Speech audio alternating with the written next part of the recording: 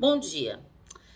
Vamos falar hoje então do TDAH de uma maneira mais completa, né? A gente precisa entender o TDAH desde a origem e saber que o TDAH, como várias doenças, né, não é uma doença que surgiu agora, né? Nem há 10 anos e não é nenhuma moda.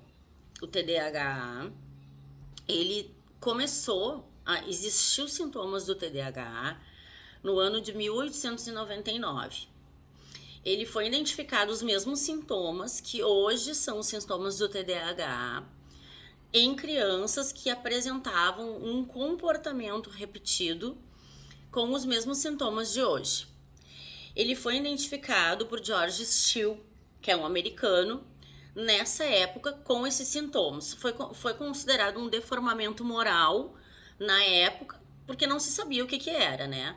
Até que hoje, até os dias atuais, a gente vai decorrer essa história aí rapidinho, mas de forma esclarecedora. Saber que ele começou assim, um deformamento moral, porque algumas crianças apresentavam aquele comportamento repetido, né, e que era um comportamento que atrapalhava elas e o meio social ao qual elas estavam inseridas. Então, 1899, ele começou a perceber estes comportamentos que hoje são o comportamento do TDAH.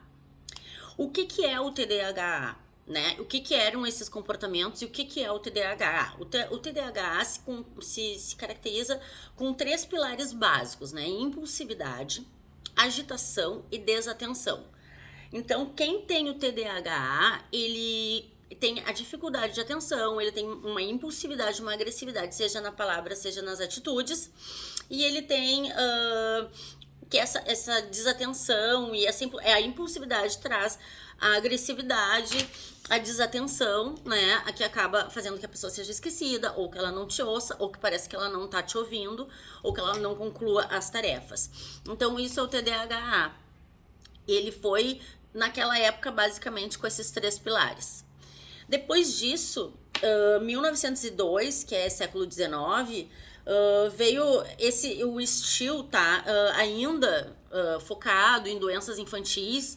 Ele foi a primeira pessoa tendo como um pediatra da época, né? Da especialidade infantil. Então ele foi o primeiro a identificar e a chegar e dizer, ó, existe alguma coisa diferenciada com esse tipo de comportamento, né? Para ele, na época, um deformamento moral. Após veio outros nomes, né? Como deformamento mínimo, cerebral mínimo, até chegar ao TDAH. Em 1987. Aí ele trabalhou com essas crianças lá por 1902 em diante, observando, né, toda essa questão desse comportamento. Ele começou a se voltar para essa causa do TDAH, que na época ele achava que era um deformamento moral. Verificou algumas condições, né, comportamentos repetitivos, e começou então a ir atrás disso e cuidar e ver e fazer experiências com as mesmas crianças. Já vamos lá, 1997, no fim dos anos do século XIX, né? Barclay, que é um outro pesquisador, médico, psiquiatra, enfim, ele cita que seria, eu tô com uma colinha aqui, né, galera? Óbvio. Ele cita sobre o que seria o TDAH, né? De uma forma mais didática, né? E que ele foi embora. O pai, né? Quem começou com os questionamentos foi o Still, pela forma como Barclay abordou, né, de uma forma mais didática e indo totalmente contra a punição para aquelas crianças. Ele acabou sendo se destacando mais do que o próprio que veio com a questão em primeiro lugar. Então Barclay, ele veio com uma série de questões, né, já trazendo que era um comprometimento de algum transtorno, de algum problema não moral, mas sim biológico, né, ou mental, e que não poderia haver por conta disso punição, porque, né, como ele foi primeiramente direcionado a crianças, havia punição, né, nota baixa, falta de atenção na aula, agressividade, desatenção, e as crianças eram punidas. Então ele veio com a questão assim, existe as características, mas elas não podem ser punidas. Vamos começar a estudar de uma outra forma a questão. Ele colocou como uma questão biológica e cerebral, e não como uma questão de, tipo, birra da criança, ou que a criança estaria fazendo um enfrentamento com os pais. Ultrapassaria uma questão de birra ou de teste natural que as crianças fazem com a gente a vida toda, o tempo todo. Os seres humanos, inclusive. Seria uma questão biológica e cerebral, né? Então ele veio com essa questão. Ele fez ele e outros pesquisadores na época fizeram uma pesquisa com 570 crianças. Foi uma pesquisa muito longa e uma pesquisa edificadora pra gente aqui que tá na questão de sempre estudar, que foi uma pesquisa com mais um ano ou mais, com 570 crianças. Foi muito, muito proveitosa essa pesquisa para o TDAH, porque o que acontece? Ele pesquisou aquelas crianças aleatoriamente, em grupos diferentes, mas ao mesmo tempo, né? E o que isso nos trouxe? Nos trouxe que existem variações, né, de TDAH, que na época, não ainda lá em 1900, ainda não tinha sido instaurado, mas ele já houve essa questão de ele trazer, né? O Barkley, que tipo assim, e esses outros pesquisadores se uniram a ele, que existia um menos, um mais só desatento, um com hiperatividade, um misto, que são as três que a gente tem hoje. Então ele, com essa pesquisa, ele pegou como a questão neurológica, biológica, genética, e que existiam variações e que não existia punição. Foi uma evolução. Aí a gente vai lá para 1957, onde começou a se pensar que teria que existir um farmaco ou um remédio para ajudar essas pessoas, né, essas crianças, no caso, na época, para que elas pudessem conviver ali em sociedade e ter um desenvolvimento, uma evolução, tendo em vista que elas tinham inteligência, tendo em vista que elas poderiam se desenvolver como seres humanos na coletividade, na sociedade. Porém, elas precisariam de uma ajuda, porque estava saindo fora da curva e atrapalhando o meio social que elas estavam vivendo. Então, o primeiro farmaco surgiu em 1957, se chama benzedrina. Ele era utilizado, ele não surgiu, né? Ele foi descoberto para o TDAH. Que na época não era TDAH o nome, né? Quando em 1899 não era nenhum nome. Daí depois passou a ser transtorno cerebral mínimo, teve outros nomes. Mas descobriram então que além de a benzedrina ser tratada para depressão, outras doenças psíquicas, ela poderia ser usado para abrandar os sintomas do TDAH, do transtorno de déficit de atenção e hiperatividade.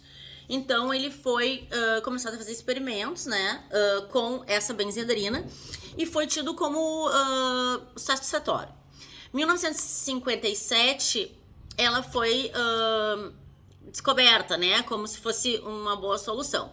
Em 1966, 11 anos depois, ela foi então patenteada, de fato, para ser usada para tanto, né? Então, depois de 11 anos de estudos, ela foi patenteada e agora podemos usar para essas características. 1966 já tinha um nome, que é o transtorno cerebral mínimo, né, que hoje é o TDAH. Então, para quem tivesse isso e apresentasse as características, que ao fim eu vou dizer mais elencado, assim, poderia ser usado este medicamento, porque ele estava estudado por 11 anos e patenteado agora, regulamentado.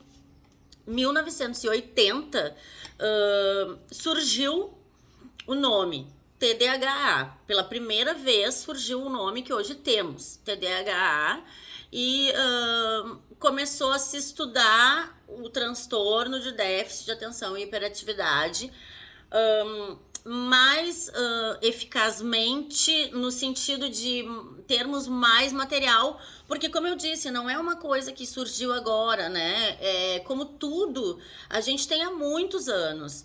Nenhum transtorno, às vezes nenhum simples sintoma que a gente tem, coisas normais da vida, ela não nada é assim.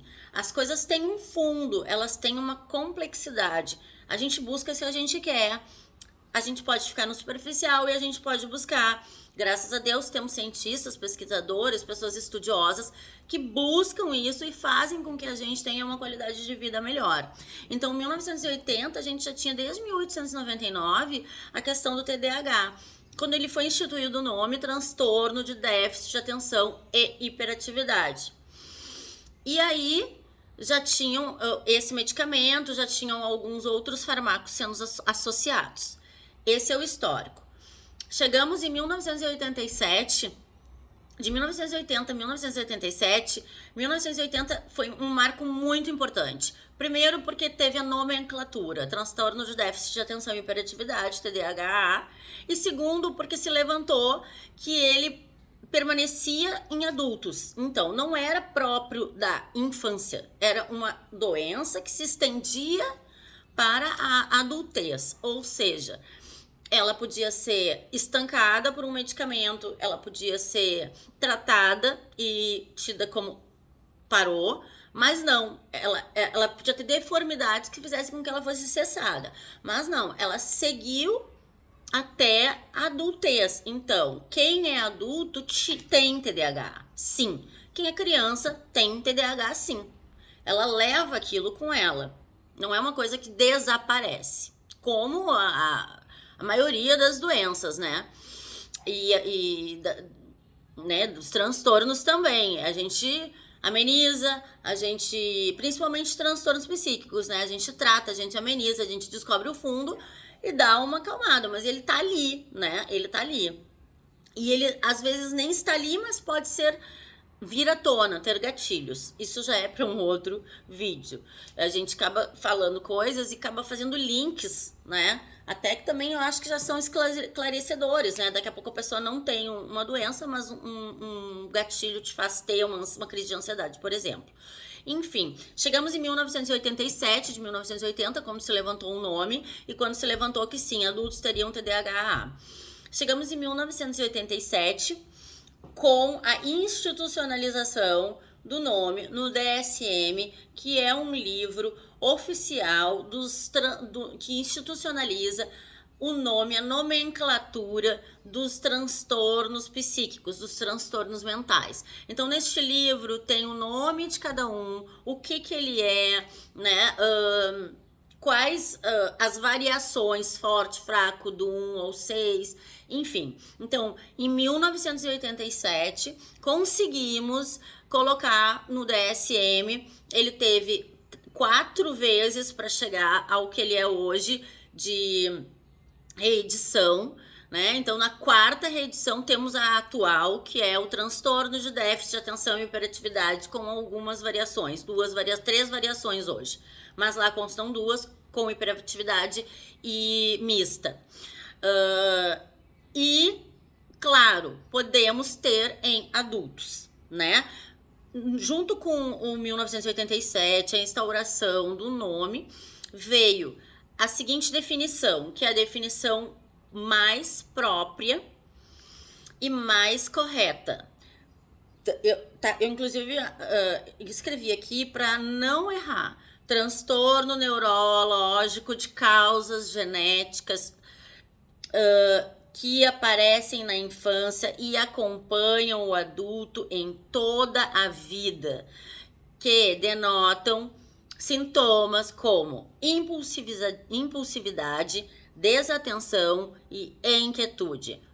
É isso aí. Então, assim, aquilo que eu falei, aparece na infância, vai até a adultez, acompanha a pessoa, né? Então, ele é muito visto na infância porque ele grita na infância, ele começa muito forte na infância e o adulto, por já ter aquela nossa turbulência normal, pode ser que, tudo bem, o adulto tá atacado, tá mais hiperativo, tá ansioso. Não, ele acompanha e a pessoa sim tem que ser tratada quando adulta, para ela ter uma melhor qualidade de vida.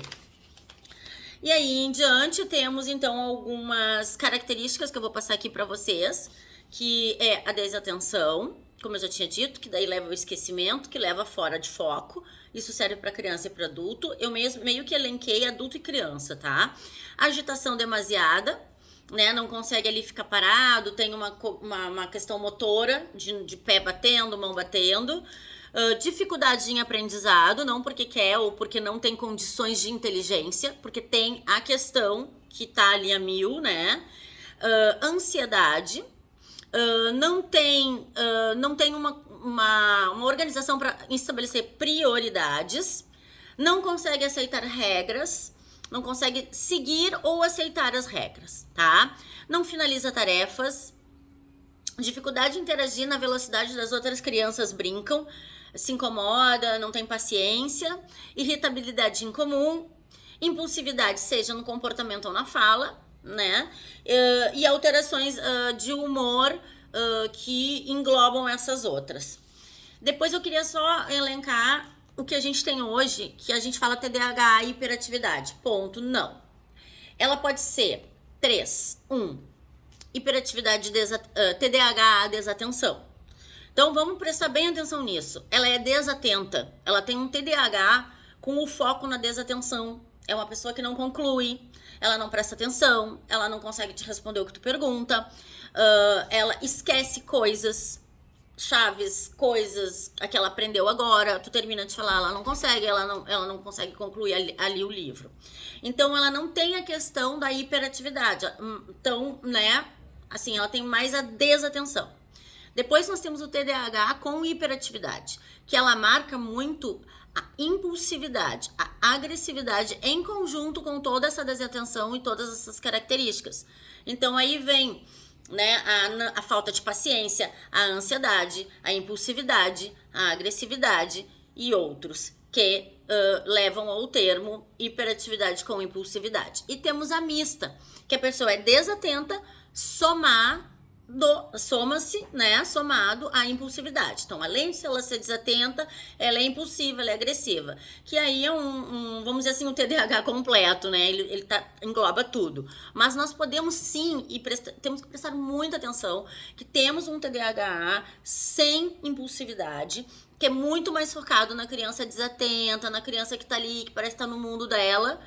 E temos um TDAH com impulsividade e hiperatividade mais focado na agressividade, na impulsividade, no movimento e na ansiedade.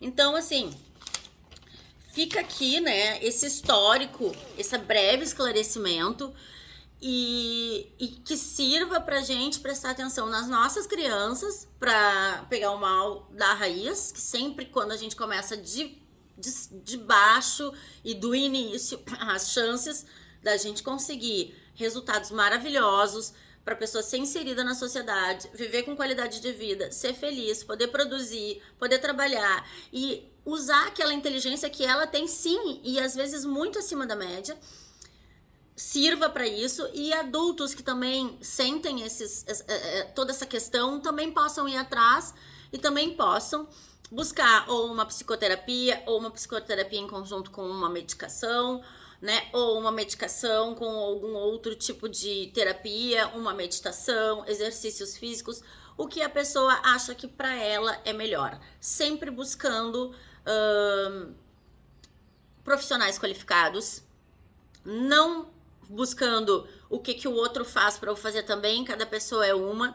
Pode aquilo que ela faz te fazer muito mal, então busque um profissional qualificado, busque um terapeuta, busque um psiquiatra, busque conhecimento sobre o assunto e vá lá buscar o seu autoconhecimento, sua melhora para uma melhor qualidade de vida. Vamos continuar aí com os nossos vídeos. O próximo vai ser sobre esquizofrenia, o próximo vai ser sobre desmistificação de remédio, né? Remédio versus qualidade de vida quando ele é necessário. E espero que vocês gostem e que tenha sido muito proveitoso. E aceito as críticas, né? De ter falado rápido ou alguma coisa assim, porque é o meu primeiro vídeo e eu venho aqui para dizer que eu vou fazer muitos. Então eu quero muito a opinião. Beijo e bom fim de semana para todo mundo.